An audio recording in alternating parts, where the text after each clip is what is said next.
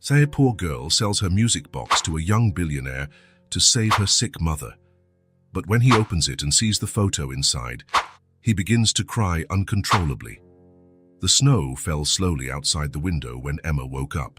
5 years old, and with responsibilities bigger than many adults, she slipped out of bed without a sound. The tiny apartment was much too quiet. She knew what that meant. Her mother hadn't slept well again. "Mom," Emma whispered, poking her head into Sarah's bedroom. Sarah lay there, paler than the cheap sheets. She opened her eyes slowly and forced a smile. "Good morning, my love," she said in a weak voice. "Did you sleep well?"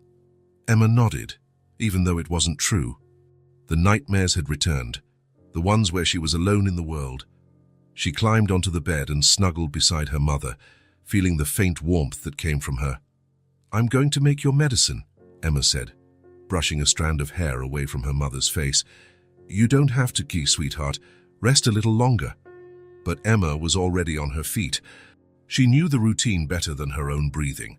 Warm water, white and pink pills, light meals Sarah rarely managed to eat. The money would run out in 3 days. The medicine in 2. While she prepared breakfast, Emma glanced at the small music box on the living room shelf. It was the most beautiful thing they owned. Hand-carved wood, delicate golden details, and a ballerina who danced when opened. Sarah said it belonged to a man she loved very much before Emma was born. A man who never knew he had a daughter. "It's the only thing I have left of him," Sarah used to say, her eyes distant. She never said more than that. That morning, while her mother slept after taking her medication, Emma made a decision. She carefully took the music box and wrapped it in the only pretty scarf they had. She placed it inside her backpack and left quietly. The city, busy and intimidating, was huge and scary for such a small girl, but Emma had learned not to show fear. She walked 6 blocks until she reached the street lined with stores. She'd been there before, staring at the displays with her mother, back when the illness wasn't so advanced. She knew exactly where to go. The sign reading "Antiques and Curiosities" was a bit faded. The bell above the door chimed when Emma went in. The place smelled of old books and polished wood. "May I help you?" asked an older man with white hair from behind the counter. Emma swallowed hard. I want to sell this." She took the box out of her backpack, carefully unwrapping the scarf. The music box gleamed under the store's lights, as if it had a life of its own. The man adjusted his glasses. "An interesting piece, but I don't buy things from children." "Where are your parents?" "My mom is sick," Emma answered, with the dignity that only children forced to grow up too fast can have. "We need money for medicine." The man hesitated. At that exact moment, the bell on the door rang again. Ryan Carter rarely entered antique shops. In fact, at 35 and with an impressive fortune built in the tech industry, he hardly stepped into any store at all. He had people to do that for him. But something about that window caught his eye as he passed by.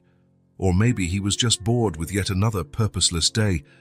"Mr. Carter," the owner nearly dropped his glasses in surprise. "What an honor to have you here." Ryan nodded, uninterested in the flattery. His eyes were drawn to the glow of the music box in Emma's small hands. "Is that for sale?" he asked, pointing to the object. Emma looked up at the tall man in his expensive suit. There was something in his eyes, a loneliness she recognized even if she couldn't name it. "Yes," she answered. "It's a special music box." Ryan didn't know why it intrigued him so much. Maybe it was the determination on the child's face or some detail on the box that seemed familiar. He moved closer and knelt down to Emma's height. "May I see it?" Emma hesitated for a second, then handed over the box. Ryan opened it carefully. A delicate melody filled the shop as the ballerina began to spin. A strange sensation washed over him, like an echo of something lost long ago. "How much do you want for it?" Ryan asked, still staring at the box. $300, Emma replied without hesitation, the exact amount her mother needed for the next month's medication. The store owner coughed. "The girl doesn't know what she's talking about, Mr. Carter. Let me assess it properly for you and—" "500, Ryan interrupted, looking directly at Emma. "It's worth $500. Emma's eyes widened. It was more money than she had ever seen in her life. "But there's a condition," Ryan continued. "You have to tell me the story of this box." Emma's face grew serious. "It was my mum's. A man she loved very much gave it to her before I was born. It's the only thing we have left of him. Mom says he doesn't know I exist." Ryan felt something stir in his chest, a premonition, an inexplicable connection. "Your mother, what's her name?" "Sarah," Emma replied. Sarah Miller. The name meant nothing to Ryan, but still, he felt a chill. He took out his wallet and counted out the money, handing it to Emma. "Thank you, sir," she said, carefully holding the bills. Her eyes lingered on the music box one last time. "Please take good care of it." "I will," Ryan promised. "What's your name?" "Emma." "Emma Miller. Where do you live, Emma?" Emma hesitated, remembering what her mother had taught her. Never give strangers your information. But something about this man felt safe. "At the Westbrook building, apartment 512, she finally replied. Ryan nodded, memorizing the address without knowing exactly why. As Emma left the shop, he stood there looking at the music box in his hands, feeling a weight heavier than the object itself suggested. What Ryan Carter didn't know, as he watched little Emma disappear into the busy street, was that he had just bought far more than a simple antique. That music box held secrets that would connect their destinies in ways he could never imagine. And he was about to discover that in the most unexpected way possible. Ryan left the antique shop with the music box in hand, still intrigued by the impulse that made him purchase it. It wasn't like him to act without thinking, without calculating, without a plan. His driver waited discreetly at the corner, as always. "Home, sir?" Ryan nodded, distracted, as he turned the music box between his fingers. The driver cast a curious glance in the rearview mirror but said nothing. He was used to his employer's eccentricities. The Carter mansion was a monument to success and loneliness. Large windows, open spaces, and an impersonal decor that looked like it came straight out of an architecture magazine. Ryan rarely noticed it, but today, the emptiness of the place felt overwhelming. "Cancel my afternoon appointments," he instructed his assistant on the phone as soon as he entered. He didn't wait for an answer before hanging up. In the silence of his office, Ryan placed the box on his desk and stared at it for a few minutes. What was it about this simple object that intrigued him so much?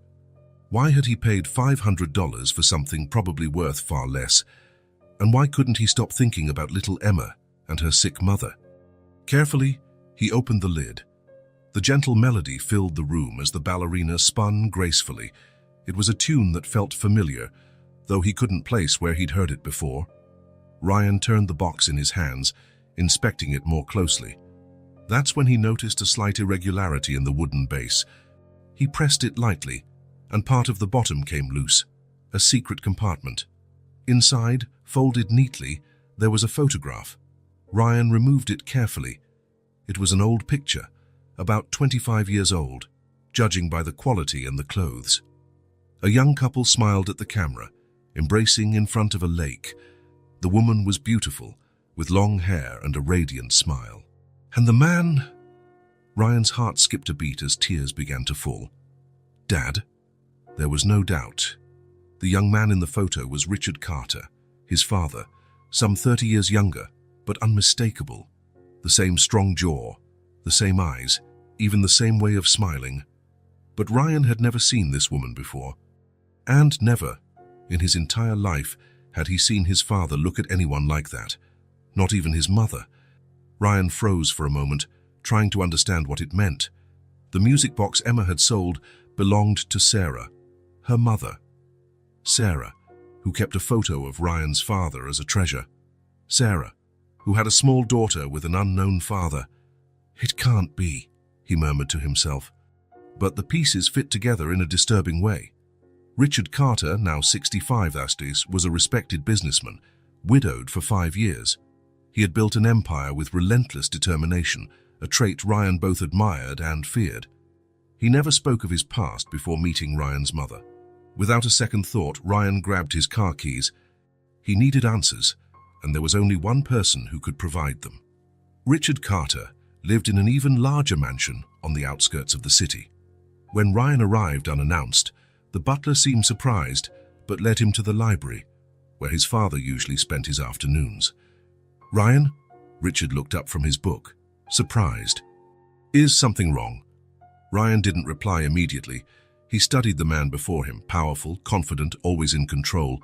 Was he about to shake that control to its core? "I found something today," he finally said, his voice calmer than he expected. "Something I think you should see." Slowly, Ryan placed the music box on the mahogany table. Richard looked at it with a neutral expression, showing no recognition. But when Ryan opened the lid and the melody began to play, Ryan saw something change in his father's eyes, a flicker of emotion quickly suppressed. "It's a pretty piece," Richard commented, his voice pointedly casual. "Where'd you find it?" "A girl sold it today at an antique shop. She said it belonged to her mother." Ryan paused, observing his father's reaction. Then, without another word, he held out the photograph. The effect was immediate. The color drained from Richard's face. His always steady hand trembled visibly as he took the photo. For a moment, he seemed to age 10 years right then and there, in front of Ryan's eyes. "I thought I'd never see this again," Richard murmured, so softly that Ryan almost didn't hear. Silence fell between them like lead. Ryan waited, giving his father time to find his words. "Who is she?" Ryan asked at last, when the silence became unbearable. Richard took a deep breath. His eyes never left the photo. "Catherine," he replied, his voice heavy with emotion. "Catherine Miller."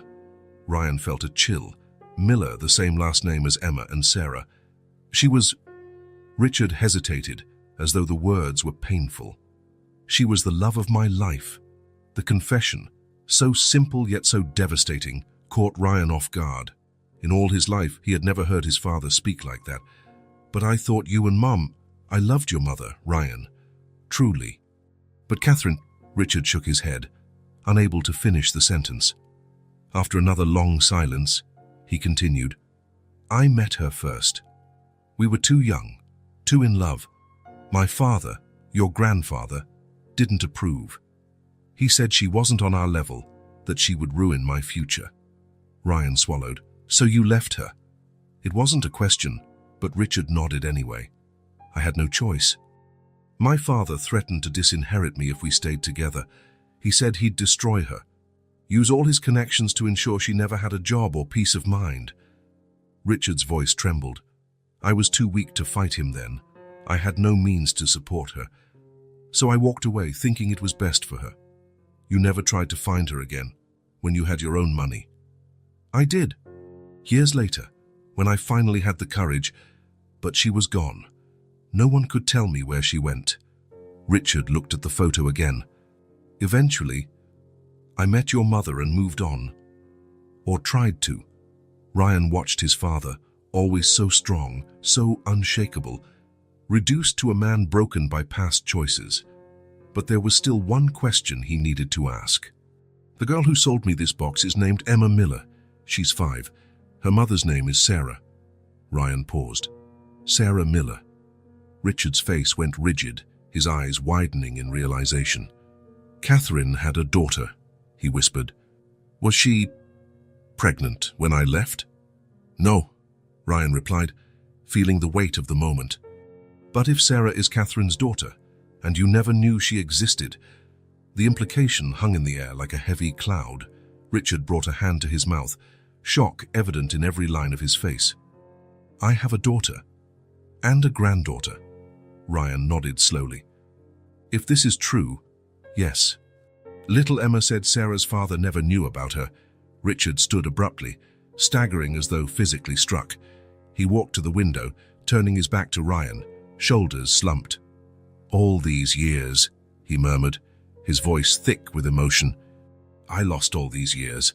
Ryan watched him in silence, feeling a confusing mix of emotions, shock, anger over the unspoken lie, but also a strange hope. He had always been an only child, always felt the weight of solitude. The idea of having a half-sister was both terrifying and wonderful. "What do we do now?" Ryan finally asked. Richard turned around, red-eyed determination shining through. "Let's find them," he answered firmly. "Let's find our family." The Westbrook building didn't match the rest of the neighborhood. It was an old structure with peeling paint, and a dimly lit entrance. Ryan parked his luxury car out front, drawing curious stares from passers-by. His father, Richard, sitting in the passenger seat, looked just as out of place as the vehicle. "Are you sure this is it?" Richard asked, nervousness evident in his voice. Ryan nodded. "Apartment 512, that's what Emma said." The two men entered the building in silence. The elevator was out of service, under maintenance for 6 months, a neighbor informed them with an apologetic smile. They climbed the 5 flights of stairs, each step intensifying the anxiety they felt. In the hallway on the 5th floor, Richard paused. "I don't know if I can do this," he admitted, running a hand through his graying hair. "What if she hates me? What if she wants nothing to do with me? We don't even know if she's really your daughter," Ryan reminded him, though all signs pointed that way. "Let's just talk. Find out the truth." They reached apartment 512. The door was worn, the blue paint peeling at the edges. Ryan took a deep breath and knocked. After a few seconds, they heard light footsteps approaching. The door opened, and there stood Emma, her eyes going wide as she recognized Ryan. "Did you come back for the music box?" she asked, confused. "I don't have the money to return to you now." "No, it's not that," Ryan said quickly.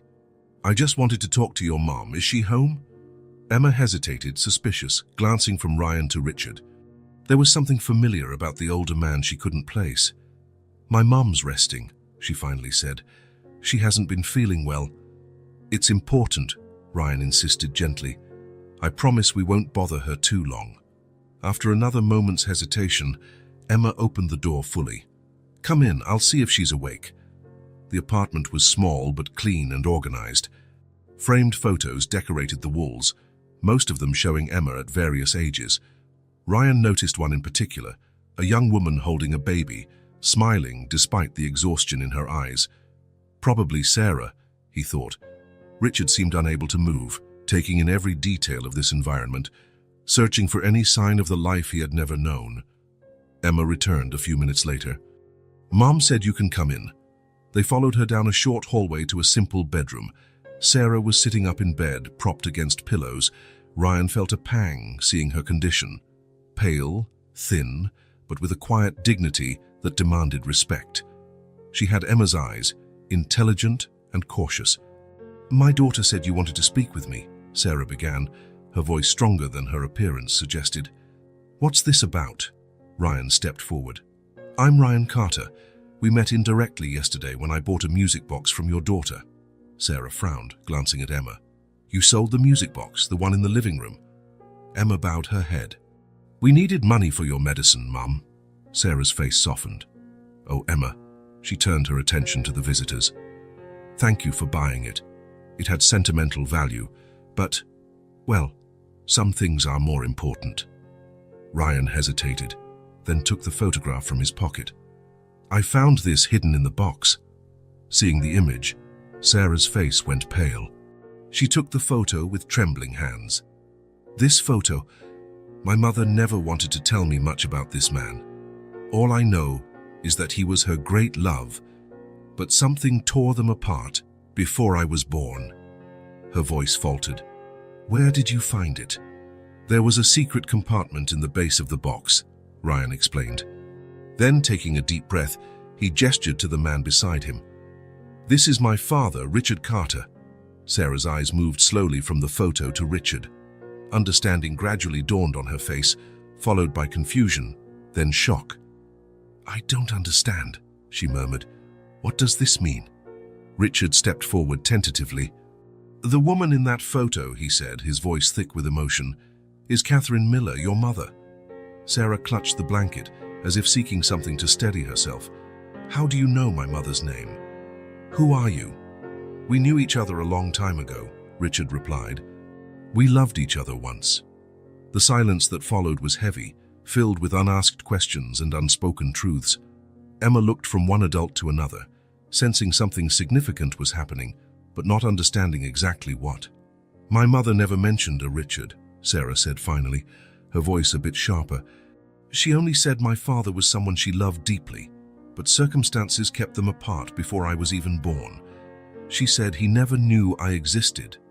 Richard swallowed. It's true. I didn't know. If I had known... How long were you together? Sarah asked. 2 years. The best of my life. Richard seemed to struggle with each word. My father. My family didn't approve. They threatened us. I was young, scared, with no resources to protect her, so I left thinking it was best for her. Sarah closed her eyes for a moment. When she opened them again, tears shimmered. She never got over you, she said quietly. Even after all these years, even having moved on briefly with another man, there was a part of her that always belonged to you. Richard stepped closer to the bed, tears flowing freely now. Catherine, is she... He couldn't finish the question. She passed away 3 years ago, Sarah answered softly. Cancer, the same thing I have now. Richard staggered as though he'd been physically struck. Ryan caught him by the arm and helped him into a nearby chair. Too late, Richard murmured. Always too late. Ryan looked at Sarah, this woman who was likely his half-sister, and felt an inexplicable bond. There was something familiar about her, beyond physical resemblance. Maybe it was the same quiet determination he recognized in himself. I know this is a shock, Ryan said, addressing Sarah, for all of us. But I think there's a possibility, a strong possibility, that we're siblings. Sarah looked at him for a long moment. Half-siblings, she finally corrected. Then, with a sigh, that would explain a lot of what my mother used to say. That I had his eyes, the same stubborn streak. Emma, who had been watching everything in silence, finally spoke. Does that mean he's my grandpa? She pointed to Richard. The simple, direct question brought everyone back to the present reality. Sarah glanced at her daughter, then at Richard, unsure. If what we're thinking is true, yes, she answered carefully. But we need to be sure. A DNA test can confirm it, Ryan suggested. If you agree. Sarah nodded slowly. Then she looked again at Richard, who appeared lost in his own sorrow. My mother never blamed you, she said gently. She understood why you left. She said you were both too young to face the world together. Richard lifted his gaze, tears marking his face. I should have fought for her. For you, all these years, wasted. There's still time, Sarah said, though the statement seemed to surprise even herself. She coughed then, a dry, painful cough that made Emma rush for a glass of water. Ryan noticed the gesture, registering how grave the situation was. You mentioned you have cancer. Are you getting proper treatment? Sarah gave a faint smile after drinking the water. The best I can afford, which isn't much. Insurance covers part, but... That ends now, Richard interrupted, suddenly energized. I'll arrange for the best doctors, the best treatment. I won't lose you too. Sarah looked like she wanted to protest, but another coughing fit prevented her. Emma watched with worried eyes, far too old for her 5 years. Ryan realized there were many decisions to make, many truths to be revealed. Sarah needed to know who they really were, not just a lost father and a possible brother, but one of the wealthiest, most powerful families in the country. And he needed to decide how much to tell her about the severity of her illness. But looking at Sarah's tired face and Emma's hopeful eyes, Ryan knew that whatever the whole truth was, it could wait a little longer. For the first time in his life, he felt he had found something more important than any business deal or fortune, a real family. And he was willing to do anything not to lose them again. 3 days had passed since the first meeting between the Carters and Sarah. In that short time, life in the small apartment at the Westbrook building had changed completely.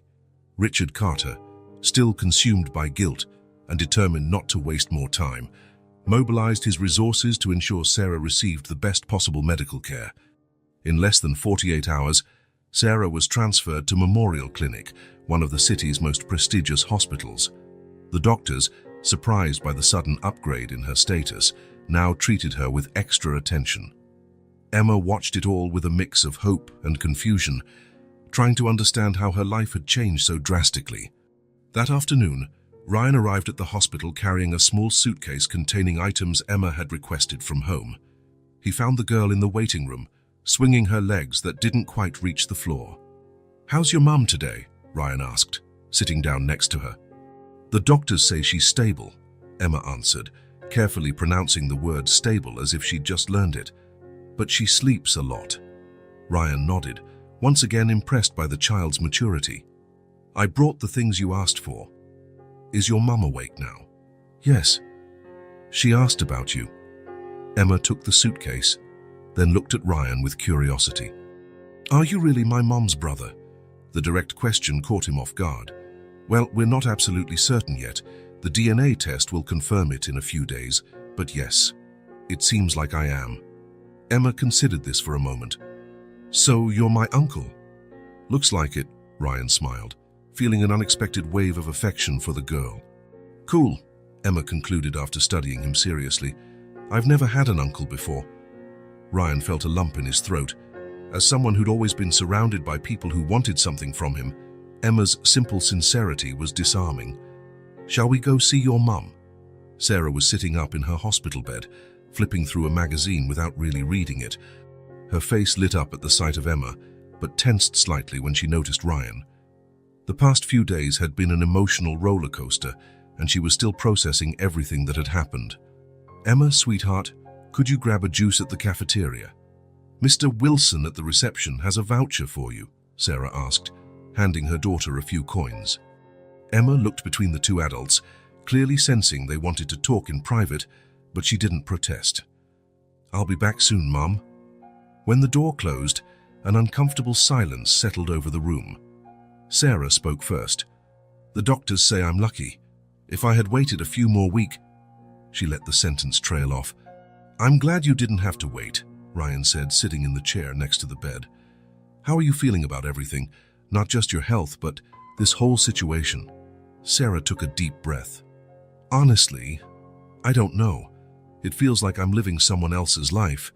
Yesterday I couldn't afford my medication, and today I'm in the best hospital in the city with an entire team taking care of me. She paused. And all of a sudden, I have a father and maybe a brother. About that, Ryan hesitated, sensing it was time to clarify everything. I think we need to talk. Sarah watched him closely. There was something in his expression, a tension that hadn't been there before. What is it? Ryan pulled the photograph from his pocket, the same one they'd found in the music box. From the moment I first saw this photo, something bothered me. It wasn't just recognizing my dad in it, it was something deeper. Sarah frowned, confused. What do you mean? I know that man, Ryan said, pointing to the younger image of Richard. He's my father. Yes, you already introduced us, Sarah replied, still not understanding. Richard Carter, your father. He's the one paying for all this. No, you don't understand. Ryan took a deep breath.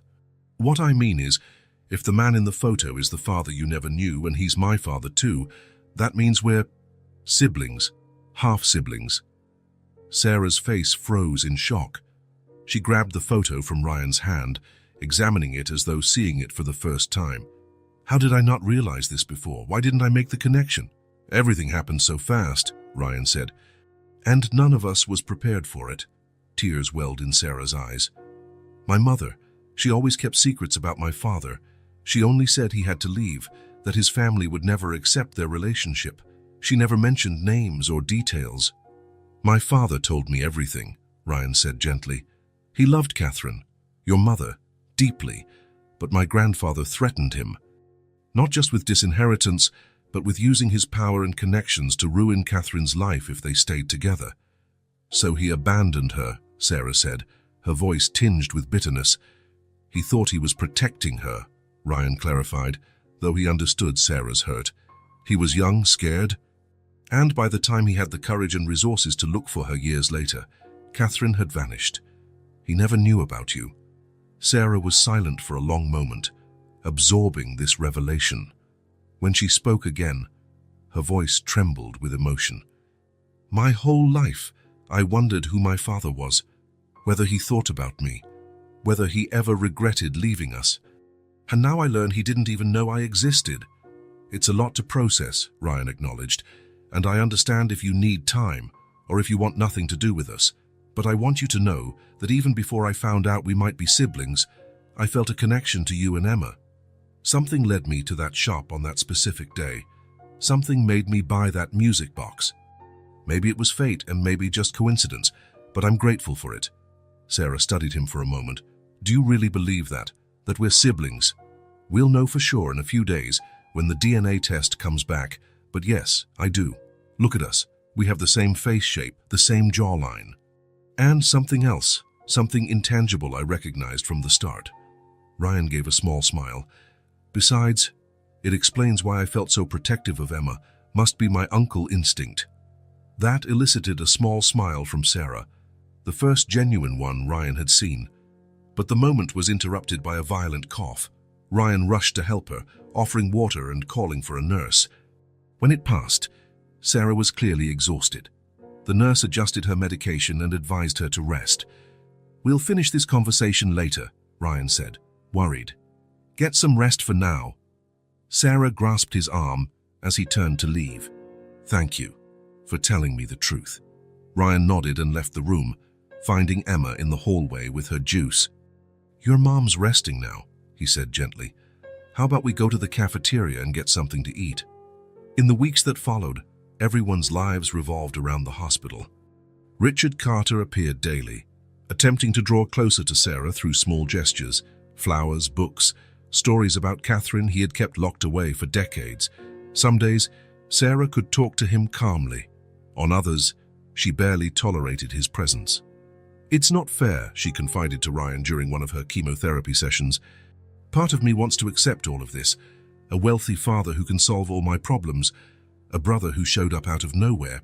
But another part resents him for not being there when you needed him," Ryan finished, holding her hand as the medication dripped through the IV. "I get it." "Did you grow up without him too?" Sarah asked, curious. Ryan shook his head. "Not in the same way. He was physically around but emotionally absent, building his empire, making sure I had everything except what really mattered, his time, his attention." "Seems like neither of us had the father we needed," Sarah observed. "Maybe he can still be the grandfather Emma needs," Ryan suggested. Sarah glanced out the hospital window, where Emma and Richard were sitting in the garden. The older man explained something about the flowers, and the little girl listened attentively. She took to him so quickly. Kids are like that. They forgive easily. They accept people as they are in the present, without the weight of the past. "What about you?" Ryan asked. "Do you think you can ever forgive him?" Sarah didn't answer immediately. "I don't know if it's about forgiveness. He didn't know I existed. What I need to decide is whether I want to build something new with him now, or if it's too late." The DNA test confirmed what they all suspected. Sarah was indeed Richard Carter's daughter, and Ryan's half-sister. Though the news was expected, it unleashed another wave of emotions for everyone. For Richard, it was final validation of his love for Catherine. For Ryan, confirmation that his family had expanded. For Sarah, a truth she was still learning to accept. But as they tried to navigate this complex emotional web, Sarah's health took a serious turn for the worse. After a series of tests, her medical team called a family meeting. "The cancer is progressing faster than we anticipated," explained Dr. Morris, the head oncologist. "Her liver is severely compromised. We'll continue the current treatment, but we need to begin considering the possibility of a transplant." Richard paled. "A liver transplant? How urgent is that?" "It's not an immediate emergency," replied the doctor. "But within 3 to 6 months, if there's no significant improvement, that will be our best option." "What are the chances of improvement with the current treatment?" Ryan asked. "We're being aggressive with chemotherapy," the doctor said. "But in these cases, it's hard to predict. We'll monitor her closely and adjust as necessary." Richard looked devastated. "Do whatever it takes, doctor. Money is no object." "I understand, Mr. Carter, but at this point, the best support you can provide is emotional. Sarah will need you all throughout this difficult treatment," the doctor replied kindly. When Sarah was informed of the severity of her condition, she tried to maintain composure, but fear was evident in her eyes. "I'll get through this," she said, mostly to herself. "For Emma, I don't have a choice." "You're not alone in this fight," Ryan assured her, taking her hand. "We're here now." "You barely know me," Sarah said. "We're blood relatives, But we're not really a family, not yet. Family is built over time through shared experiences. Then let's build it, Ryan said with determination, day by day. Richard watched the interaction between his children with a mix of hope and anxiety, torn between the joy of finding a lost daughter and the fear of losing her so soon after finding her. The situation created a strange bubble around them, a family trying to reconnect under the shadow of a serious illness, learning to navigate unfamiliar waters. "We need time," Ryan told her that evening during a visit. "Time to really get to know each other." "Why?" Sarah asked, genuinely puzzled. "Why do you care so much?" Ryan sat on the edge of the bed. "You know what else I bought when I purchased that music box? A second chance. I've spent my entire life accumulating wealth, power, success, and at the end of the day, I went home to an empty house. No real purpose, no genuine connections, until I met you and Emma." "I don't want your pity," Sarah warned. "It's not pity," Ryan replied firmly. "It's recognition. That may be what I've been looking for all along, is something money can't buy. A real family." Sarah studied her newly discovered brother's face for a long moment. She saw determination in his eyes, but also vulnerability and genuine hope. For the first time since meeting him, she looked past the successful businessman, beyond the privileged son of Richard Carter. She saw just a man yearning for connection, the same way she had always yearned. "I don't know if I can take all this in at once," she admitted. "It's a lot to process." "I understand," Ryan said. "We can take it slow." Even as they talked, both knew time wasn't on their side. Sarah's health continued to deteriorate faster than the doctors had predicted. The clock was ticking, but neither wanted to face that reality just yet. Autumn gave way to winter and then to spring. Trees in the park were painted in shades of red and gold, eventually shedding their leaves in the cold and now sprouting again in brighter colors. Sarah watched the changing scenery from her hospital window, feeling trapped between two worlds. The intensive treatment over the past weeks had left her physically weakened, but her mind remained active and restless, filled with unanswered questions and conflicting emotions. When the door to her room opened, she didn't need to turn around to know who it was. She recognized the hesitant footsteps of Richard Carter. "May I come in?" he asked, though he was already inside. Sarah nodded, still looking out the window. "Emma is in school. Ryan went to pick her up." "I know." Richard came closer and stopped beside her. "I came to talk to you, just the two of us." There was something in his voice, a rare fragility for a man so powerful, that made Sarah finally turn and look at him. Over the past few days, she had studied his face, searching for pieces of herself, of her mother, even of Emma. It was strange seeing parts of her own features in a man who was essentially a stranger. "About what?" she asked, more bluntly than intended. Richard sighed and sat in the chair by the window. "About everything, about Catherine, about you, about all these lost years." Sarah felt that familiar tightness in her chest, anger, sadness, and confusion mixed together in a knot she couldn't untangle. And yet, something in her had changed. Maybe it was the fatigue from the illness, or the realization of her own mortality. But she found herself willing to listen. "All right," she agreed, sitting in the armchair across from him. "I'm listening." Richard seemed unsure where to begin. His hands that had signed million-dollar contracts and built an empire, trembled slightly. "I met your mother at university," he began. "I was studying business administration. She was studying literature. We met in a bookstore off campus. She dropped a stack of books and I helped her pick them up." A gentle smile curved his lips. "She thanked me, then said I'd put all the books back in the wrong order." Sarah couldn't help a small smile. That sounded exactly like her mother, kind but precise.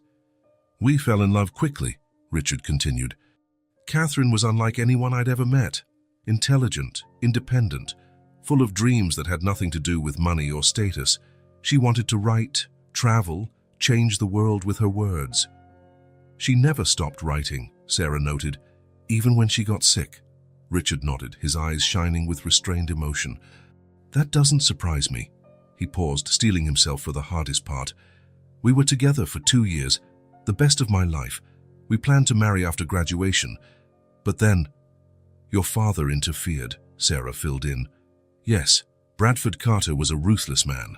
When he found out about Catherine, he made it clear he wouldn't accept our union. At first, I ignored his threats, thinking he'd eventually come around." Richard shook his head, regret etched in every line of his face. "I underestimated how far he would go." "What did he do?" "He threatened Catherine directly, not just with losing job opportunities, which would already be devastating for someone with her dreams, but also threatened her family. Her parents had a small bookstore, barely breaking even. My father hinted he could ruin them completely." Sarah listened in silence, the puzzle pieces of her life slowly fitting together. "When I told Catherine about the threats, she stood firm. She said we'd face it all together, that she wouldn't let my father control our lives." Richard took a deep breath, the pain still fresh. "But I was afraid. Not of losing my inheritance, I'd already accepted that possibility, but of what my father would do to her and her family. He had connections, power, and no scruples about using them. So you chose to leave her." There was no accusation in Sarah's voice, just a statement of fact, yet Richard flinched as if struck. "Yes, I told her we couldn't continue, that I was going to follow my family's path. I lied, said I'd reconsidered our relationship, realized we were too different." He closed his eyes for a moment. "It was the hardest thing I ever did, and the most cowardly." "She must have been devastated," Sarah murmured, thinking of her mother, young and heartbroken. "I was deliberately cruel," Richard confessed. "I thought if she hated me, it would be easier for her to move on. I never imagined she might be pregnant. I never knew about you." Sarah felt a knot tighten in her throat. "When she discovered she was pregnant, you were already gone. She told me she tried to find you once when I was about 2, but you had married Ryan's mother." "If I had known..." Richard left the sentence unfinished. "What would you have done?" Sarah challenged. "Would you have defied your father for us?" Richard met her gaze directly. "Yes, for you, I would have. Knowing I had a daughter, that would have changed everything." The silence that followed was heavy with lost possibilities and untraveled paths. Sarah studied the man before her, not the powerful magnate she'd met weeks ago, but just a regretful father, aged by the weight of his choices. "You never tried to find her again?" Sarah asked finally.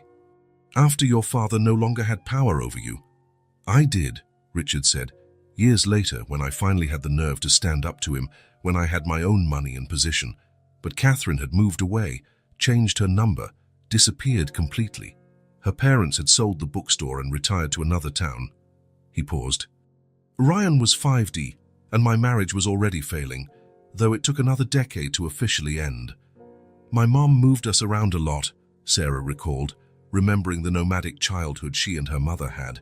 "She said she liked fresh starts, new horizons, but maybe she was running from memories, or from me," Richard said sadly. "I wouldn't blame her." Sarah stood abruptly, feeling suffocated by the intensity of the conversation. She walked over to the window, seeking space to process everything she was hearing. "I know it's a lot to take in," Richard said softly. "I understand completely if you want nothing to do with me. I lost the right to be your father a long time ago. But I want you to know that even without knowing you existed, there's always been a void in my life. Something was missing. And now I know what it was." Sarah turned to face him, tears shimmering in her eyes. "It's not that simple. I can't just forget the birthdays without a father, the graduations without a father, all the times I needed someone who wasn't there." "I know," he said, voice trembling.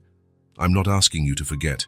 I'm just asking for a chance to know you now, to be part of your life and Emma's life, in whatever way you'll let me." Sarah studied his face, searching for signs of manipulation or falsehood. All she saw was sincerity, regret, and a fragile hope. "I don't know if I can fully forgive you," she admitted. "I don't know if I'll ever truly see you as my father, but..." She took a deep breath. "I'm willing to try. For Emma. For myself. Maybe even for my mum, who never stopped speaking kindly of you despite everything." The relief on Richard's face was almost tangible. That's more than I deserve. Thank you." In that moment, something subtle changed between them. It wasn't forgiveness, not yet. It wasn't full reconciliation, but it was a beginning, a small step towards something new. While Sarah and Richard embarked on their tense journey of reconnection, Ryan discovered a new side of himself through his relationship with Emma. The girl, with her direct honesty and boundless curiosity, had won his heart in a way he never thought possible. That afternoon, he picked her up from school as promised. When Emma saw him waiting at the gate, she ran toward him with a smile bright enough to light up the entire street. "Uncle Ryan, you actually came!" The word uncle still sounded odd to Ryan, a reminder of this new reality, yet it also brought an unexpected sense of belonging. "Of course I did," he replied, taking the pink backpack from her shoulders. "I promised, didn't I?" Emma nodded solemnly. "Mum says promises are sacred." "She's right," Ryan agreed, guiding her toward the car. On the drive back to the hospital, Emma talked non-stop about her day at school, about the new friend she'd made, about the drawing she planned to give her mom. Ryan listened intently, fascinated by how she viewed the world, without cynicism or filters, purely curious and joyful. "You really do like my mom, don't you?" Emma suddenly asked, cutting off her own story about the schoolyard. The question caught Ryan by surprise.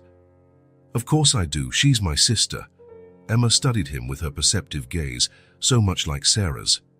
"But you just met her. How can you like someone you just met?" Ryan thought for a moment, choosing his words. "Sometimes you just feel a connection with someone, like you've known them somehow. Then you discover things about them that make you admire them more and more." "Like what?" Emma pressed, genuinely curious. "Well, your mom is incredibly strong. She raised you on her own, looked after you during a really tough illness, and never gave up even when everything seemed impossible." Ryan smiled at the girl. "That makes me admire her a lot." Emma absorbed that in silence for a moment. "You're strong too," she declared. "You're rich, but you're not mean like the rich people in stories." Ryan couldn't help laughing. "Thanks, I guess. I try not to be mean." "Grandpa Richard isn't mean either," Emma continued, moving on to the next topic with a child's ease. "He looks sad sometimes, but he's nice. He gave me a book about stars yesterday." Ryan felt a pang, not exactly jealousy, but a strange melancholy. His father had never been the type to give him books or spend quality time. It was interesting to see Richard trying to be a different kind of grandfather. "Do you like him?" Ryan asked casually. Emma nodded enthusiastically.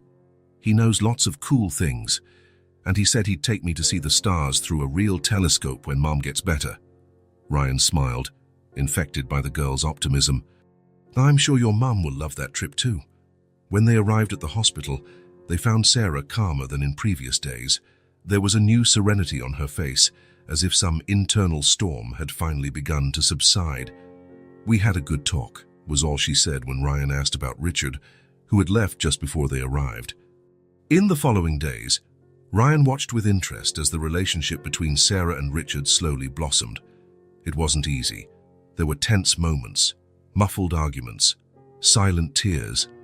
But there were also tiny instances of connection.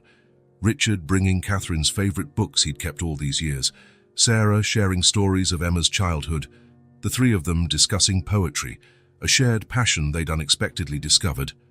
For Ryan, it was like watching a delicate dance, full of advances and retreats.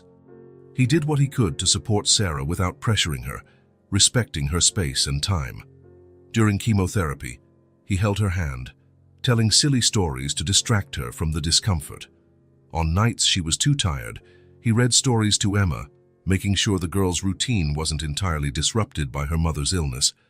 Gradually, a new family dynamic began to emerge. Imperfect, fragile, but genuine. Richard visited daily, bringing his newly acquired medical knowledge and the determination to make up for lost time. Ryan split his schedule between work, now managed mostly through video calls from the hospital, and this new family. And Emma, at the center of it all, acted as a bridge connecting everyone, her innocence and unconditional love breaking down barriers the adults might never have surmounted on their own. One afternoon, while Emma napped on the hospital room sofa, Sarah turned to Ryan with a thoughtful expression. "He really is trying," she said, referring to Richard, who had just left to get them dinner. "Yeah, he is," Ryan agreed. "I've never seen him like this before. So vulnerable, so human." Sarah sighed. "It's hard. Part of me wants to hate him for what he did, leaving my mother, missing all my childhood. But another part," as she paused, "another part understands the impossible circumstances he was in, and I see how he is with Emma, how he's trying with you too." "With me?" Ryan sounded surprised. Sarah offered a soft smile.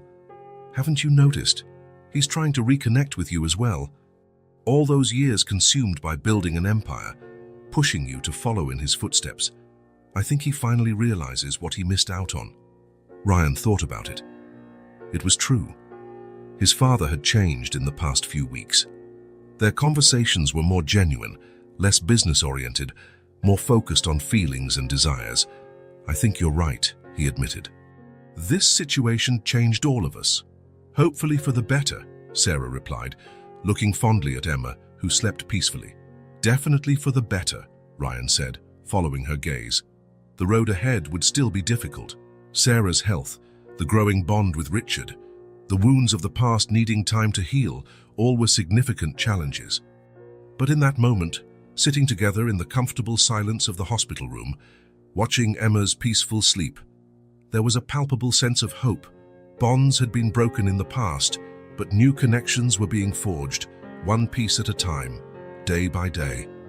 And for the first time, Ryan felt the walls he'd built around his heart start to crumble, replaced by something far more valuable, the love of a family he never knew he needed until he found it. The morning started like any other in the new apartment Ryan had rented for Sarah and Emma close to the hospital. The last few weeks had brought an almost normal routine to this newly formed little family. Sarah was responding well to treatment, Emma was attending a new school where she quickly made friends, and Ryan was balancing work and family in a way he never thought possible. Even Richard visited regularly, slowly building a relationship with the daughter and granddaughter he'd only just discovered. On that Tuesday morning, Emma had just left for school with Richard, who insisted on taking her personally. Ryan was in the makeshift office in the living room, participating in a video conference, when he heard a noise coming from Sarah's room. Something about the sound, a dull thud followed by silence, triggered an alarm in his mind. He ended the meeting abruptly and ran to the bedroom. Sarah was lying on the bathroom floor, pale as a sheet, a thin line of blood trickling from the corner of her mouth. "Sarah!" Ryan dropped to his knees beside her, heart pounding. She was conscious, but barely, her eyes struggling to focus. "I'm calling an ambulance." "No," she tried to protest, but her voice was barely a whisper. "I'm fine, just dizzy." But Ryan already had his phone at his ear, explaining the situation with the forced calm of someone used to crises in business, even as his personal world threatened to collapse. While waiting for the ambulance, he carried Sarah back to her bed, alarmed by how light she felt, as though the illness was eating her away from the inside. "Hang on," he murmured, holding her cold hand. "You'll be all right." Sarah tried to smile, but it became a grimace of pain. "Emma?" she managed to say. "Your father is with her. I'll let them know as soon as we get to the hospital. Don't worry." The ambulance arrived within minutes, one of the perks of living in a nice neighborhood, Ryan thought bitterly, recalling how in Sarah's old apartment they might have waited 3 times as long. The paramedics worked quickly, stabilizing Sarah and moving her onto a stretcher. "I'm coming with her," Ryan insisted, leaving no room for argument. During the ride, while the paramedics monitored Sarah's vital signs, Ryan texted Richard to explain the situation briefly, asking him to keep Emma at school for now. There was no point in scaring her yet. Then he called Dr. Morris and Sarah's oncologist. "I'll be waiting for you," the doctor assured him, worry evident in his voice. "I'm gathering the team." At the hospital, everything blurred. Sarah was rushed for tests, while Ryan was directed to a private waiting room. Alone in the oppressive silence, he felt for the first time the full weight of the situation. His sister, this woman he barely knew a few months ago but who had become so important, could be dying at this very moment. An hour later, Richard arrived, his face etched with concern. "I left Emma with the school counselor, told her Sarah felt unwell and we had to come here. I didn't want to frighten her." Ryan nodded, grateful for his father's sensitivity. Who would have guessed the ruthless Richard Carter could show such kindness? "Any news?" Richard asked, sinking heavily into the chair beside Ryan. "Nothing yet. They're running tests." Richard ran a hand over his face, seeming suddenly much older than his 65 years. "This can't be happening, not now. Not when I've finally found her."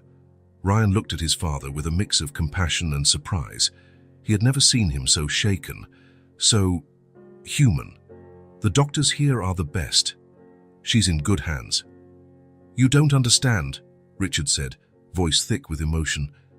"I lost everything with Catherine, the chance to love her, to build a life with her. And now, when I finally find our daughter, when I finally have a chance to know her—" He couldn't finish the sentence, words catching in his throat. Ryan didn't know what to say. In business, he always had the right words, the perfect strategy, but facing his father's raw pain, he felt helpless. "Mr. Carter, Mr. Ryan." Dr. Morris's voice interrupted. Both men stood up at once. "How is she?" they asked almost in unison. The doctor signaled for them to sit down again. His serious expression didn't bode well. "Sarah's condition has deteriorated significantly. The cancer has spread faster than we predicted, and her liver is severely compromised." Richard paled. "But she was responding to treatment. In the last consultations, you said there was improvement." "There was initial positive response, yes, but that's common in certain cancers. Temporary improvement followed by an aggressive relapse." The doctor took a deep breath. "I'm sorry, but the current treatment won't be enough. It's become more urgent than we anticipated." "What does that mean?" Ryan asked, a chill spreading through him. "It means we need to consider a liver transplant immediately, not as a future plan, but as a current necessity." The word hovered among them like a sentence. Transplant. So simple to say, so complex to achieve. "What are the chances?" Richard asked, trying to keep his voice controlled, though his trembling hands betrayed his agitation. "With a compatible donor and a successful surgery, the odds are good. Sarah is young and, despite the illness, her other organs are functioning well." The doctor paused. "The problem is finding a donor in time." "How much time do we have?" Ryan's question was direct, clinical. "Weeks, not months," the doctor replied honestly. "I've already put her on the national waiting list, but I must be frank, wait times are long, even in urgent cases." "What about a living donor?" Ryan asked, the decision already forming in his mind. "I know people can donate part of their liver." Dr. Morris nodded. "Yes, that's an option. The liver has a remarkable capacity to regenerate. Both donor and recipient can have a functional organ after the procedure." "I want to be tested," Ryan declared without hesitation. "Right now." Richard looked at his son with a mix of pride and fear. "Ryan, you need to think carefully. This is a serious surgery with real risks." "There's nothing to think about." Ryan's voice was firm, surprising even himself. "She's my sister." "I want to be tested too," Richard insisted, turning to the doctor. "Immediately." Dr. Morris shook his head sadly. "I'm afraid your age and cardiac history disqualify you as a donor, Mr. Carter. The risks would be too high." Richard seemed to deflate, as though something vital had been drained from him. The sense of powerlessness, alien to his life of privilege, consumed him. He couldn't use his money, power, or influence to save the daughter he had only just found. It devastated him. "May I see her?" he asked the doctor, his voice barely audible. "She's sedated now, but yes, you can see her briefly. In the meantime, I'll initiate the protocols for Mr. Ryan's compatibility tests." Sarah was hooked up to machines that monitored every aspect of her condition. Tubes and wires seemed to engulf her frail figure against the stark white hospital sheets. Richard stayed by her side, holding her limp hand, while Ryan was taken away for his donor evaluation. Blood tests, imaging exams, psychological assessments, all were done urgently. Because it was an emergency with a direct donor, the results were expedited.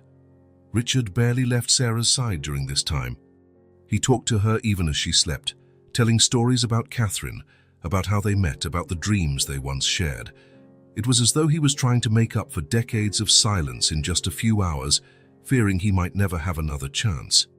Emma arrived at the hospital late that afternoon, brought by the school's social worker. With her usual perceptiveness, the little girl immediately sensed something was very wrong. "Is Mommy going to die?" she asked Richard directly, her wide eyes locked on his, demanding honesty. Richard felt the weight of the question like a physical blow. How do you answer a child about her gravely ill mother?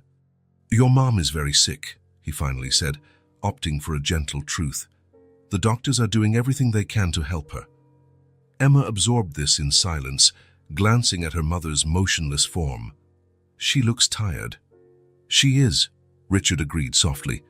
"She's fighting really hard, and that makes her tired. How can I help?" The simple question from someone so young nearly broke Richard's composure. "You're already helping, sweetheart. Being here, loving your mom, that gives her strength."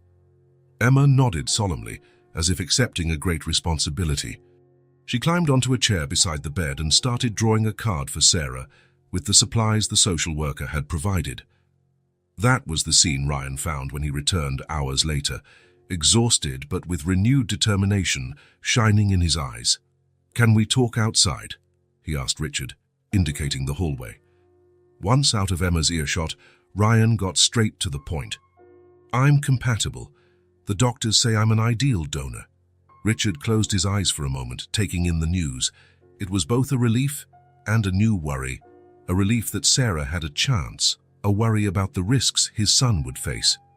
"Are you sure about this, Ryan? This is major surgery. Recovery is long." "There are risks." "I've never been more sure of anything," Ryan said, surprising even himself. "My whole life has been about accumulating wealth, power, success.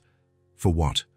To come home to an empty house, shallow relationships, a purposeless existence. Finding Sarah and Emma was like finding a part of myself I never knew was missing. I'm not losing them now. Not when I can do something." Richard studied his son with new eyes. The man before him was no longer the cold, calculating executive he'd shaped. He was someone deeper, more human, someone willing to take a risk Richard himself, with all his resources, could not.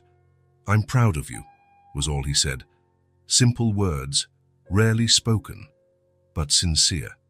Ryan looked momentarily surprised, then nodded in acknowledgement. "Dr. Morris wants to talk to Sarah when she wakes up. The surgery needs to happen in the next few days, if she agrees." "If she agrees? You think she might refuse?"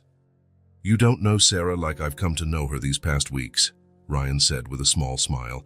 "She's incredibly stubborn and independent. She hates the idea of anyone risking themselves for her. Convincing her won't be easy." Richard shook his head, a mix of frustration and admiration on his face.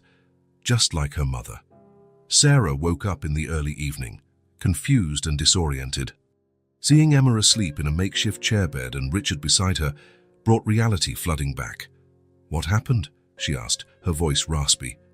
Richard leaned in, offering her a straw to sip some water. "You collapsed at home. Ryan found you and called an ambulance." Sarah tried to sit up, but pain forced her back down. "I feel like I got hit by a truck." "Stay still," Richard instructed gently. "I'll call the doctor." Dr. Morris arrived minutes later, accompanied by Ryan. Calmly, he explained what had happened, the rapid progression of her disease, the failure of the current treatment, the urgent need for a transplant. Sarah listened in silence, her face reflecting first shock, then fear, and finally a sad resolve. "How long?" she asked simply. "Without the transplant?" "Weeks, maybe a month or two with intense palliative care." Sarah closed her eyes, absorbing the blow. When she opened them again, determination sparked. "And the waiting list. You're already on it, but waiting times," the doctor trailed off, "are longer than I have," Sarah concluded, reading between the lines.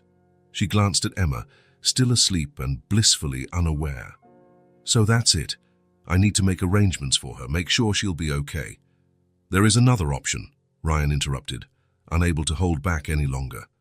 "A living donor." Sarah frowned for a moment before realization hit. "No, absolutely not." "I'm compatible, Sarah," Ryan insisted.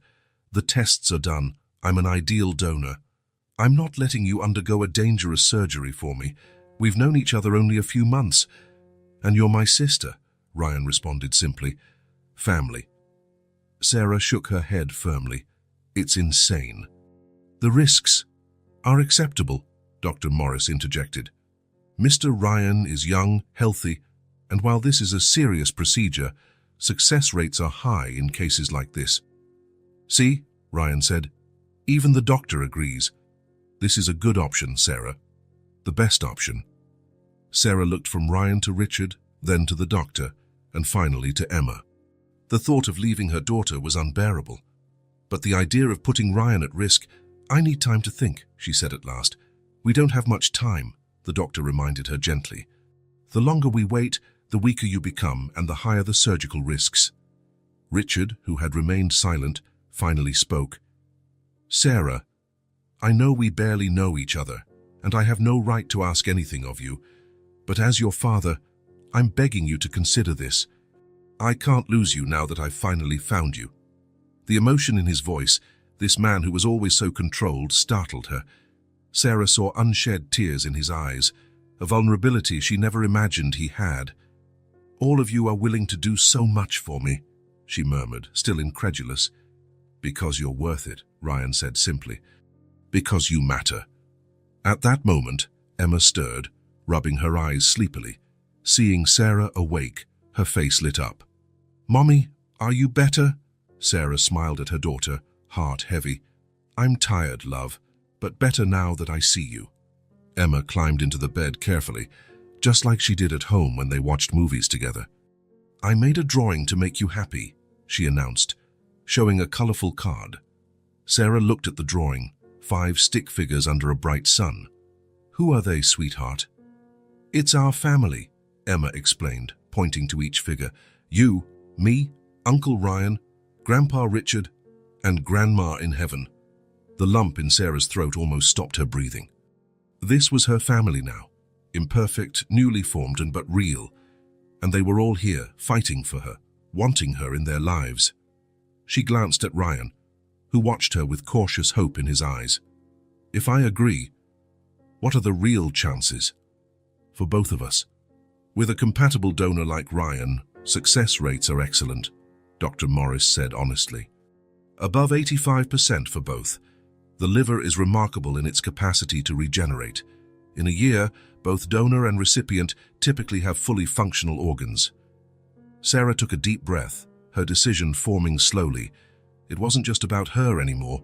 It was about Emma, about Ryan, about Richard, about this strange, improbable family fate had given her. I guess you win this one, brother, she finally said with a small smile at Ryan, but on one condition. Anything, he responded immediately. If at any point the doctors say the risk to you increases, you back out. Promise me.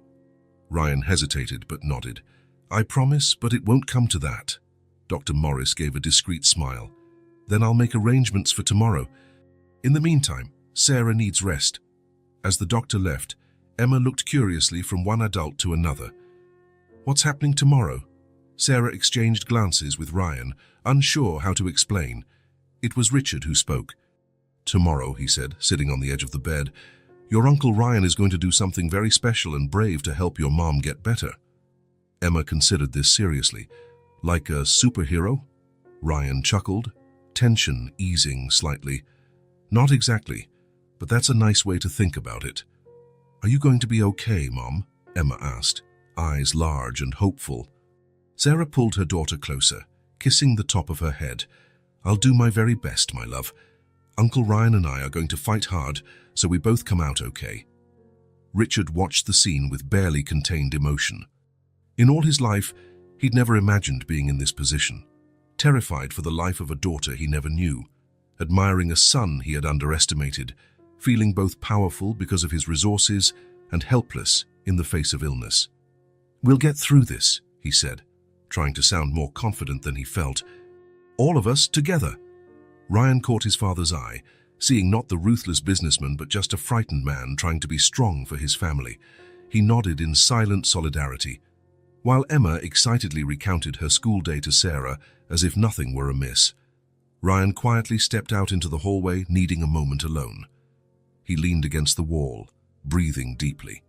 Fear, something he rarely admitted feeling, finally caught up with him. Tomorrow he would undergo a serious operation with real risks. He could die. Sarah could die. This little family he had only begun to discover could shatter before it truly formed. But then he remembered Emma's drawing, 5 figures under a bright sun. A family. His family. And he knew, with a certainty that transcended fear, that he would do anything to protect them. He returned to the room with renewed determination. Tomorrow would only be the beginning of a long road they would travel together, a journey he was determined would have the ending Emma had drawn, all of them together, under the shining sun, finally complete as a family. The morning of the transplant arrived with a clear, sunny sky, in stark contrast to the tension filling the hospital corridors. Since dawn, the medical team had been making final preparations for the complex procedure that could save Sarah's life. Ryan had arrived during the early hours, determined not to show any hesitation that might alarm his sister or niece. Richard brought Emma at 7 o'clock, as arranged. The little girl clung to her grandfather's hand, her wide eyes absorbing every movement in the busy hallways. Though the adults had tried to explain the procedure in the simplest possible terms, she grasped the seriousness of the situation in ways that surprised them all. "Did you sleep well?" Sarah asked when they entered her room, attempting a light and normal tone despite the IV in her arm and the monitors beside her. "Emma insisted on wearing something special to come see you before the surgery," Richard explained with a gentle smile. "She said she needed to look pretty for the important occasion." Sarah opened her arms to her daughter, who climbed carefully onto the bed, mindful of the tubes and wires. "You look beautiful, my love," Sarah whispered, adjusting the red bow headband Emma wore. "And very brave." Emma only nodded, her eyes studying her mother's face as if memorizing every detail. Ryan, who had been checking some documents with the nurse, came over with a forcedly casual grin. "Everything's set. In a few hours, we'll be complaining together about hospital food." "As if you'd complain about anything," Sarah teased weakly. "You'll probably have your personal chef bring something gourmet to your private hospital suite." "Hey, that's actually a great idea. Why didn't I think of that sooner?" Ryan pretended to be surprised, drawing smiles from everyone, even Emma. Dr. Morris entered the room, accompanied by 2 members of the surgical team. "Good morning, everyone. It's time for us to start the preliminary procedures." Emma's expression turned serious immediately. She clung to her mother tighter, as if she could prevent them from taking her away. "Emma, sweetheart," Sarah said gently, "remember what we talked about. Mommy and Uncle Ryan are having a special operation today. Uncle Ryan is giving Mommy part of his liver so I can get healthy and strong again." Emma looked at Ryan, who sat on the edge of the bed. "And like I promised, I'll be back soon," he added, lightly tapping the girl's nose with his finger. "We still have that stargazing trip to plan for when your mom gets better, right?" Emma nodded, though reluctantly. "While we wait, you and I will do something special," Richard interjected, extending his hand to his granddaughter. "We'll shop for recovery presents for both of them. How does that sound?" The little girl looked at her grandfather, then at her mom, and finally at Ryan. "Promise you'll come back?" she asked Ryan directly, with the grave seriousness only a child can muster in crucial moments. "I promise," Ryan said, hooking his pinky finger. It was a sacred oath he'd learned from Emma in the last few weeks. She hooked her pinky with his, then did the same with Sarah's. "You both have to come back." Sarah swallowed the lump in her throat. "We will, my love. Now give Mommy a kiss and go with Grandpa. We'll be together again before you know it." With reluctance, Emma climbed down from the bed and took Richard's hand. Before leaving, she glanced back one last time at Sarah and Ryan. There was a strange maturity in her eyes, as though she understood far more than the adults suspected. Preparations continued as planned. Sarah was medicated and prepped for surgery, while Ryan underwent his own pre-op in another room. A nurse was updating the last details on the chart when the door to Sarah's room opened again. Expecting to see the doctor, Sarah was surprised to see a pediatric nurse with a worried expression. "Miss Miller, sorry to bother you, but we have a situation." She hesitated, glancing nervously at the soon-to-be surgical patient. "What is it?" asked the nurse in charge of Sarah. "It's about Ms. Miller's daughter," the newcomer explained quietly. "Emma, she disappeared." "What do you mean, disappeared?" Sarah immediately tried to sit up, causing alarms to beep. "And what do you mean she's gone?" "Mr. Carter left her in the children's playroom while he went to buy her a hot chocolate. He was gone less than 5 minutes, and when he returned, she wasn't there. We've been searching all over the floor, but I thought you should know." Panic seized Sarah. "My daughter is lost in this huge hospital, and you're telling me just now. Cancel the surgery, we need to find her." The nurse in charge tried to calm her. "Sarah, please, try to stay calm. I'm sure they'll find her quickly. It's not possible for a child to leave the hospital unnoticed." "You don't know Emma," Sarah replied, trying to remove the sensors attached to her. "She's small and smart. If she doesn't want to be found, she won't be. I need to go look for her." The pediatric nurse hurried off to inform the search teams, while the other tried to keep Sarah from standing. At that moment, Ryan entered the room, already dressed in a hospital gown. "What's going on?" I heard raised voices. "Emma disappeared," Sarah said, tears streaming down her face. "Ryan, she vanished. She was with your father and she's gone." Ryan went pale but quickly regained composure. "I'll find her," he declared firmly. "Sarah, you have to stay calm. You can't get agitated like this before surgery." "Surgery? You think I'm going into surgery while my daughter is missing?" "Sarah, listen," Ryan said, grasping her hands. "Emma's somewhere in this hospital. They'll find her, I promise, but you need to trust me and stay here, ready for the procedure. If we miss this window..." He didn't need to finish. They both knew delaying the surgery could worsen her already critical condition. The transplant was urgent. "I'll find her," Ryan repeated, looking into his sister's eyes. "Trust me." Sarah, exhausted and out of options, nodded reluctantly. "You have 20 minutes. After that, surgery or not, I'm going to look for my daughter." Ryan rushed out, finding Richard in the hallway, distraught and guilt-ridden. "I went to get her hot chocolate. I was gone less than 5 minutes," he explained, voice trembling. "When I came back..." "It doesn't matter now," Ryan cut him off. "We have to find her quickly. You've spent time with her over the last few weeks. Where would she go if she was scared or upset?" Richard thought hard. "She's been asking a lot of questions about God recently. She asked if Grandma is in heaven, if God takes care of sick people." "The chapel," Ryan concluded instantly. She might have gone to the hospital chapel. Without wasting time, they headed for the elevator. The chapel was on the ground floor, near the main entrance, a peaceful spot many families sought during difficult times. They arrived to find the door slightly ajar, the space lit by the soft glow of votive candles. Ryan motioned for Richard to wait at the entrance and walked in quietly, down the center aisle. He saw no one on the benches, so he kept looking, guided by an instinct he couldn't explain. That's when he spotted a little red shoe peeking out from under the last pew in the darkest part of the chapel. He approached slowly so as not to startle her. "Emma," he called gently, kneeling by the pew. Under the bench, curled into a tight ball, was Emma. Tears stained her face, and she clutched a small teddy bear Richard had given her the week before. "Hey, everyone's looking for you," Ryan said softly, keeping his voice calm and kind. Emma didn't reply, just looked at him with tearful eyes. "Can I sit with you?" he asked. After a moment of hesitation, she gave a small nod. Ryan sat on the floor beside the pew, respecting the space she'd carved out for herself. "Your mom's worried," he commented after a few moments of silence. "I know," Emma whispered, barely audible. "Want to tell me why you're hiding here?" Emma hugged her teddy bear tighter. "I asked a nurse if the surgery was dangerous." Ryan understood immediately. "And what did she say?" "She said all surgeries have risks," Emma replied, new tears threatening to spill. "If you give your liver to my mom, are you going to die?" The direct, fear-filled question hit Ryan like a punch to the gut.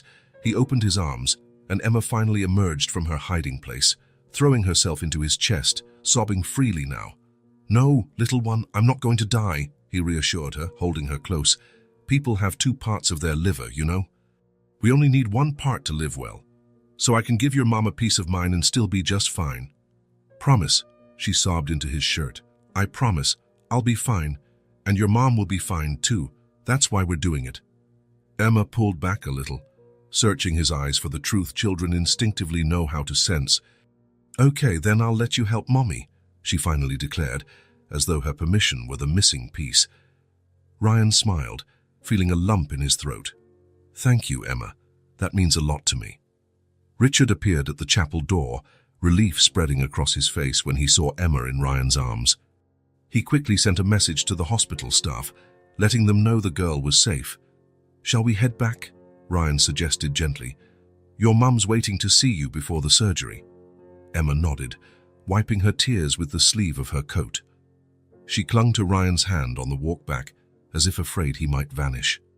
Sarah's relief upon seeing Emma was indescribable. The medical team, understanding the circumstances, allowed a few extra minutes for the family before beginning final preparations. "I'm sorry I disappeared, Mummy," Emma murmured, curled beside Sarah on the narrow hospital bed. "I was scared." "It's okay to be scared, my love," Sarah replied, stroking her daughter's hair. "I am too, but do you know what helps me be brave? Thinking of you, of all the things I still want to do with you. And now I also have Uncle Ryan and Grandpa Richard." Emma looked over at Ryan, standing near the bed. "Are you really going to be okay after the surgery?" "I'll be fine," he assured her. "Maybe a little tired for a few days, but soon enough I'll be ready to take you to the amusement park, like I promised." Dr. Morris entered, signaling it was time. Richard lifted Emma into his arms, and she said goodbye to her mother and uncle with tearful kisses, but no more protests. "We'll be waiting for you," Richard promised, emotion evident in his normally controlled voice. Sarah's and Ryan's gurneys were wheeled off simultaneously to adjacent operating rooms.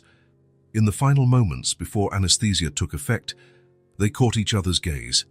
A silent communication passing between siblings fate had separated and reunited in the most unlikely ways. That the surgery took 7 hours. Richard and Emma waited in a private area, surrounded by toys, books, and tablets he had brought to distract her. But the girl was unusually quiet, drawing or simply gazing out the window, as though she could see beyond the horizon. "What are you thinking about, dear?" Richard asked after hours of contemplative silence. Emma lifted her eyes from the drawing. "I'm thinking about how Uncle Ryan gave Mommy a piece of himself. It's like a superpower, isn't it? Giving a piece of yourself to someone else." Richard felt deeply moved. "Yes, it's a kind of superpower. A very special one. Would you give a piece of yourself to Mommy if you could?" The innocent question struck Richard like an arrow. "Yes, Emma. I would give everything I have for your mom, if I could." Emma seemed satisfied with his answer and returned to her drawing, a colorful picture of 4 people holding hands under a big yellow sun. Finally, near early evening, Dr. Morris appeared at the door with a tired but genuine smile. "The surgery was successful," he announced. "Both Sarah and Ryan are stable and responding well. The transplanted liver segment is already functioning, which is an excellent sign." Richard let out a deep breath he'd been holding, as though all his accumulated anxieties were released at once. Emma, grasping that the news was good, smiled and drew red hearts around the figures in her picture. "When can we see them?" Richard asked, voice tight with emotion. "Ryan will be in recovery for a few hours. Sarah will remain in the ICU tonight for close monitoring, but if all goes well, you can have brief visits tomorrow. Emma can see Ryan briefly in a few hours if he's awake." The wait continued, but now with an entirely different atmosphere, relief and hope replacing the fear and anxiety that had filled the day. When they were finally allowed to see Ryan, who was still groggy from anesthesia, Emma approached his bed cautiously. Her eyes scanned the medical equipment and tubes before settling on his pale but smiling face.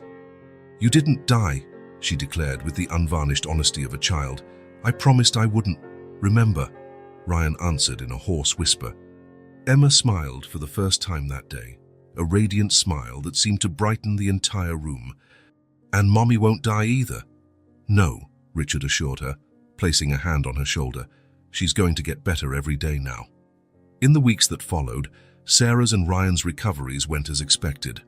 Ryan, younger and without underlying disease, bounced back faster, though he had to adjust to new temporary limitations. Sarah, on the other hand, faced minor complications, but each day brought small victories the entire family celebrated. During this period, Richard Carter barely left the hospital. His constant presence surprised not only the medical staff, accustomed to seeing magnates delegate even family care, but also Ryan, who had never seen his father so dedicated to anything beyond business. It was during one of these long nights of vigilance that Richard made a decision that would definitively change the course of this newly formed family. As he watched Sarah sleep peacefully after a particularly tough day, he silently vowed to do everything in his power to ensure she and Emma never again faced hardship or uncertainty. When Sarah was finally discharged a month after the surgery, Richard surprised everyone with his announcement. He had purchased a spacious, comfortable house in a quiet neighborhood near excellent schools and parks. Fully furnished and adapted for Sarah's ongoing recovery, the property was more than just a lavish gift. It was a permanent commitment. "I can't change the past," he said as he showed the house to Sarah and Emma for the first time. "I can't reclaim the years we lost, but I can make sure your future and Emma's is different, that you'll have the support you always deserved." Sarah, still physically weak from the surgery but stronger inside, was initially hesitant to accept. Her hard-won independence made her wary of such grand gestures. "It's not just a gift," Richard explained, noticing her resistance. "It's an acknowledgement of my role and my responsibility. It's the least I can do after all these years." It was, in truth, much more than that. It was his way of saying he finally understood what true family meant, something all his wealth had never taught him before. Ryan, watching as he helped Emma explore her new bedroom, stocked with carefully chosen toys and books, felt a strange sense of wholeness. The chain of events triggered by his impulsive purchase of an old music box had forever changed his life in ways he couldn't have imagined.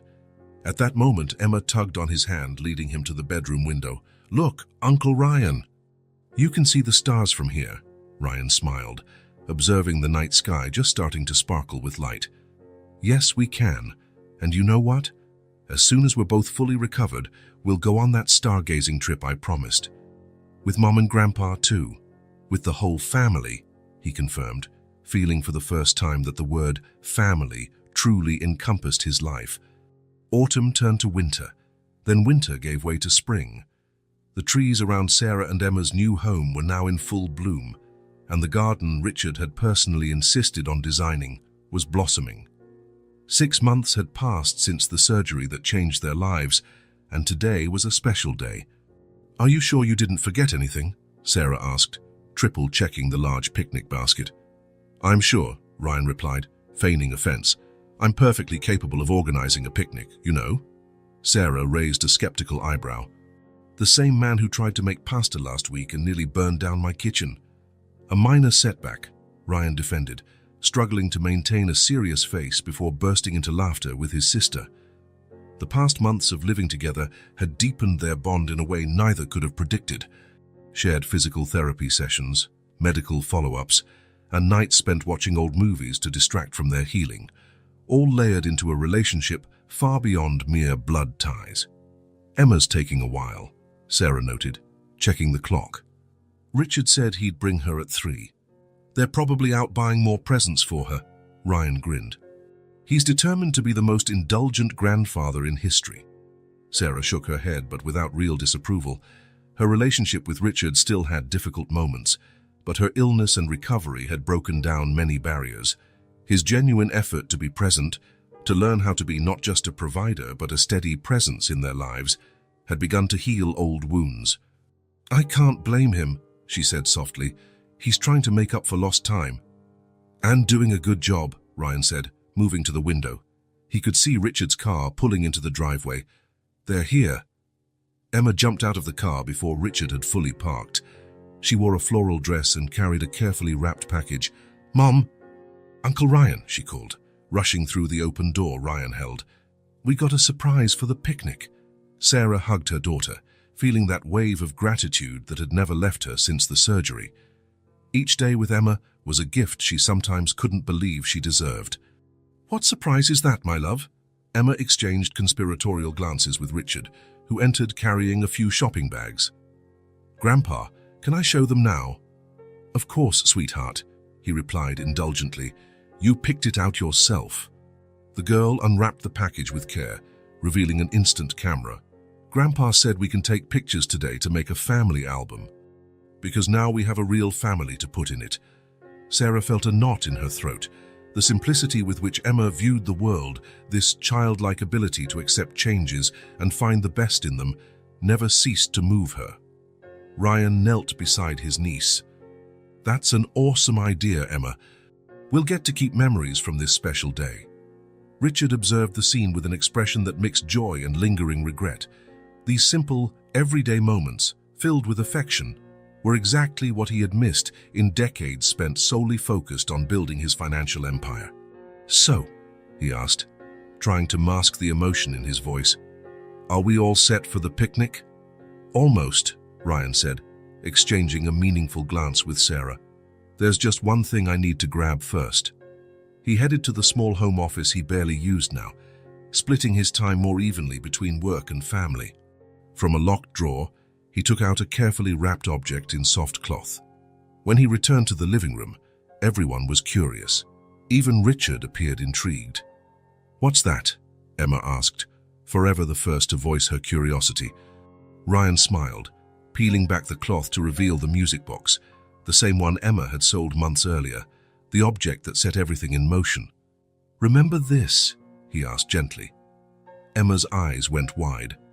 "Mom's music box." She glanced at Sarah, suddenly worried. "I'm sorry I sold it, Mom. I just wanted to help." Sarah hugged her daughter. "You did the right thing, sweetheart. If you hadn't sold that box, we never would have found Uncle Ryan or Grandpa Richard. It was the best thing you could have done." Richard stepped closer, gazing at the item with a complex expression. "I never imagined I'd see this again," he whispered. "I gave it to Catherine so long ago. I thought it'd be fitting to bring it today," Ryan explained, "for our first picnic as a complete family, to remind us how it all began." Carefully, he opened the lid. The delicate melody filled the room, carrying with it a sea of memories. The ballerina began to spin, and Emma watched spellbound. "It's so pretty," she whispered. "Your grandmother loved this song," Richard said, tears edging his voice. "It was from an opera we saw on our very first real date. She said the melody was about second chances and destined reunions." "I guess she was right," Sarah remarked softly. They all fell silent for a moment, just listening to the music, each lost in their own thoughts. Emma, with her innate talent for breaking emotional tension at just the right time, finally spoke. "Can we take the box to the picnic? I want to take a picture of it with all of us." Ryan nodded, carefully wrapping the box again. "Of course we can. In fact, I have a surprise for you related to this box, but I'll tell you during the picnic." Emma could hardly contain her excitement as she helped pack the least fragile items into the car. They were heading to a park only 10 minutes away, a quiet spot by a small lake with lots of tall trees. It was special to Sarah, who used to bring Emma there on rare days off, back when she worked 2 jobs to support them. The day was perfect. Blue skies, mild temperatures, a light breeze occasionally rustling the leaves. They found an ideal spot under an ancient oak tree, with a view of the lake. To everyone's surprise, Richard displayed newly found practical skills, spreading out the picnic blanket and organizing the food. After eating and sharing some laughter, Ryan finally retrieved the music box once more. "Emma," he began with a solemn tone that immediately grabbed her attention. "This music box is very special, as you know. Say it was the beginning of everything for us." Emma nodded, her face serious. "It belonged to your grandmother, then to your mom, and now—" He paused dramatically. "I think it should belong to you." Emma's eyes widened in genuine surprise. "For me? Really?" "Really," Ryan confirmed, placing the box in her small hands. "But there's one condition." Emma looked at him, waiting. "That you promise to keep it safe and never forget the story it represents, the story of our family." "I promise," Emma said with all the seriousness a 6-year-old could muster. She held the box against her chest as though it were the greatest treasure in the world. Sarah watched the scene with tears in her eyes. The journey of the past few months, from illness to recovery, from loneliness to belonging, seemed to culminate in this simple but deeply meaningful moment. "Let's take our first photo, then," Richard suggested, picking up the camera he had bought for Emma. To officially start the family album, they gathered under the oak tree, Sarah and Emma in the middle, Ryan and Richard on either side. Emma held the music box proudly open, its gentle tune mixing with the natural sounds around them. "On 3, Richard called, setting the camera's timer before hurrying to join the group. 1, 2, 3. The flash went off, capturing that moment forever. 4 people united not just by blood, but by a shared journey of pain, healing, and rediscovery. As the photo slowly developed in Emma's hands, Ryan looked at the unlikely family fate had given him. Sarah, his sister, now gradually regaining color and vitality after months of transplant recovery. Emma, his niece, whose indomitable spirit and unconditional love had touched his heart in ways he never imagined. And Richard, his father, a man transformed by regret and the second chance to fulfill a paternal role he had once neglected. For the first time in his adult life, Ryan felt truly complete. The emptiness he had carried with him, even amid financial and professional success, was finally filled. Not by material things or corporate achievements, but by Emma's laughter, his deep conversations with Sarah, even his reconciliatory moments with Richard. The music box kept playing its gentle melody, cradling that perfect moment. Emma carefully set it on the picnic blanket and picked up the newly developed photo, studying it intently. "It's us," she said with the profound simplicity of childhood. "Our family." Those words, so simple, so direct, struck a chord in every person there. Our family, a concept each of them had experienced in different, often incomplete ways throughout life. Now, at last, they stood together, united not just by Carter blood but by conscious choices to remain together, despite old scars. Final message: we don't always know where destiny will lead us, but small gestures can reveal great connections. Emma sold her music box to save her mother, yet in the end it brought her family back together. And Ryan, a billionaire accustomed to solitude, found something money could never buy: love, belonging, and redemption. He gave his sister not just part of his liver, but a new chance at life. Even more, he discovered the true meaning of family. Sometimes what we spend our whole lives searching for is already within reach, simply waiting for the right moment to be revealed. For the Carters, that moment came through an old music box, an object that seemed ordinary, but was filled with stories and connections that transcended time. The melody Catherine and Richard once listened to decades ago now serenaded a new generation, marking a fresh chapter in this family's story. And as the music played softly that spring afternoon, they all shared the same silent certainty. No matter what challenges the future held, they would face them together as the family destiny always intended them to be.